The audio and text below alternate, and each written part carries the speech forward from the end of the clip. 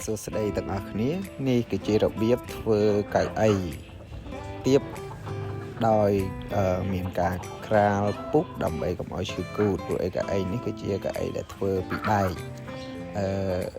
នេះគឺជាដែកថាសប្រាំងឌីស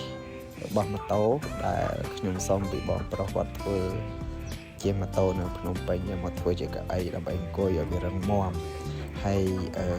ការធ្វើនេះគឺមានគ្រឿងផ្សំដូចជាទីមួយបន្ទះក្តារខ្ញុំកាត់ឲ្យមូលទៅតាមទម្រង់នៃបន្ទះដែកឲ្យប៉ប៉ិនគ្នាដើម្បីងាយស្រួលក្នុងការកាត់អេប៉ុងដាក់ទ្រាប់ហើយស្បែកដែលខ្ញុំយកមកស្រោបវានេះគឺជាស្បែកកែបម៉ូតូដែលបងប្រុសខ្ញុំគាត់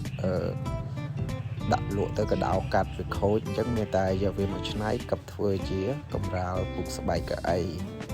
អញ្ចឹងដំណើរការនេះគឺខ្ញុំកំពុងតែរៀបចំកັບស្បែកនឹងឲ្យជាប់នឹង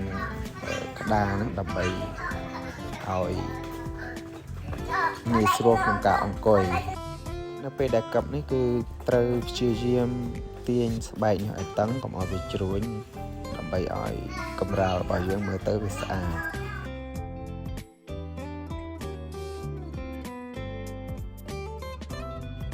ធ្វើបណ្ដើរកັບបណ្ដើរមានកូនក្រកមួយនឹងអង្គុយចិត្តនឹងសួរនោះសួរមិនចេះចប់អញ្ចឹងយើងព្យាយាមទាញវាឲ្យតឹងសាច់គ្រប់ជ្រុងអញ្ចឹងទៅហើយបានយើងចាប់ផ្ដើមកັបវាព័ទ្ធជុំវិញដំបូងយើងកັບវា4ជ្រុងសិនដើម្បីវាស្មើសាច់សិន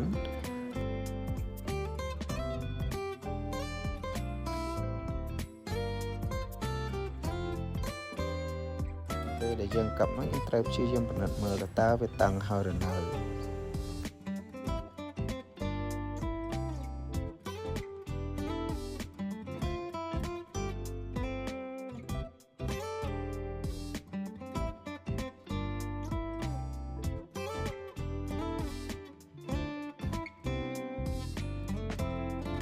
ព្យាយាមកັບវាបន្តគ្នាយ៉ាងមករៀបចំវាឲ្យបានស្អាត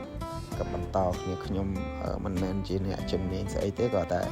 ជាការច្នៃបង្កើតឲ្យមើលធ្លាប់មើលឃើញបងគាត់កັບកែបម៉ូតូអញ្ចឹងយកតិចនិចហ្នឹងមកកັບកែបដើម្បីដាក់លើកៅអីនេះអង្គុយអញ្ចឹងតែហើយយើងព្យាយាមទាញវាធ្វើម៉េចយើងបត់ភ្លីវាឲ្យស្អាតទៅណាតាមខ្ញុំនេះដោយសារតែខ្ញុំ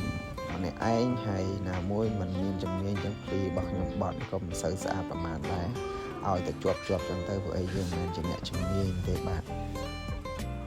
អញ្ចឹងបងប្អូនមានជំនាញអាចទាញឲ្យស្អាតជាងខ្ញុំបន្តិចទៅរឹតតែល្អបាទ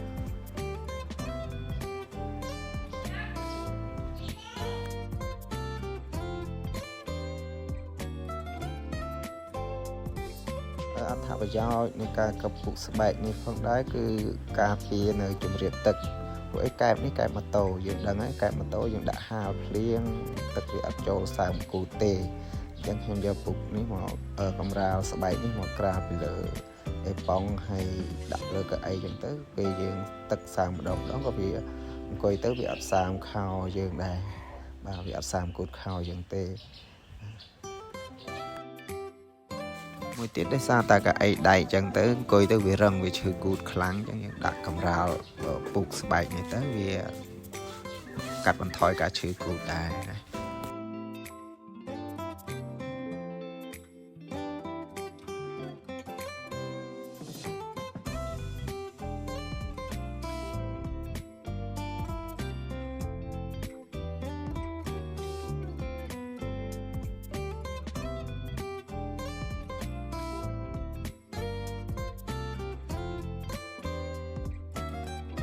បាទឥឡូវយើងកັບរួចរាល់មួយជុំហើយអញ្ចឹងយើងរៀបចំកាត់ស្បែកនឹងឲ្យបានស្មើដើម្បីងាយស្រួលក្នុងការ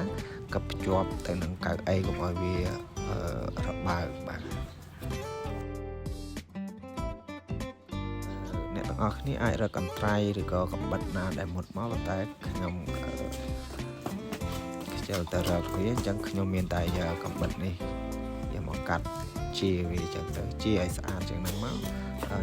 ខ្ញុំជានេះជាដើម្បីឲ្យតែបានទេណាអញ្ចឹងបងប្អូនបើជាវាឲ្យបានស្អាតជាងនេះបន្តិចទៅ នៅពេលនេះយើងចាប់ផ្ដើមជារួចរាល់ហើយបងប្អូនអាចជាឲ្យស្មើស្អាតជាងនឹងតិចទៅបាទហើយពីដំបូងឡើយខ្ញុំកាត់ថង់ដើម្បីដាក់វាទ្រាប់ខាងក្នុងកុំឲ្យជ្រាបទឹកពីក្រោមឡើងលើសើមក្តារខូចតែ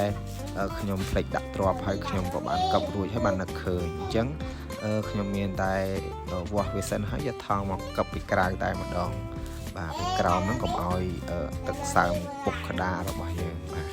អញ្ចឹងថង់នេះយើងវាស់តម្រឹមឲ្យស្មើទំហំនៃ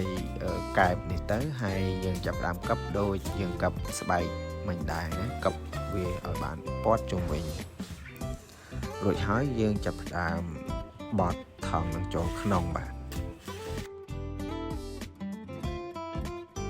យើងបត់ចូលក្នុងមកតង់អញ្ចឹងទៅដើម្បីកុំឲ្យវាចេញថង់សាយម៉ៃមើលទៅវាញ៉ៃញ៉ៃអត់ស្អាតណាមួយយើងកັບវាមកជាន់ទៀតអញ្ចឹងទៅដើម្បីការពារជំរាបទឹកឲ្យបានរឹតតែល្អបាទពេលនេះយើងកັບរួចរាល់ហើយអញ្ចឹងយើងរៀបចំចាប់ផ្ដើមបាញ់វិសភ្ជាប់ជាមួយនឹងដែកខ្ញុំប្រើវិសខ្លីបំផុតហើយវិសនេះគឺជាវិសបាញ់ដែកប៉ុន្តែខ្ញុំយកមកបាញ់ក្តារយើងបានវាស់វារួចហើយវាចេញចុងតែបន្តិចទេអញ្ចឹងវាអត់អាចមុតគូតយើងទេដោយសារក្តារវាក្រាស់ដែរណាមួយកម្រាលអេប៉ុងក៏រាងក្រាស់អញ្ចឹងវាអត់អាចធ្លាយទៅដល់មុតគូតអ្នកអង្គុយបានទេប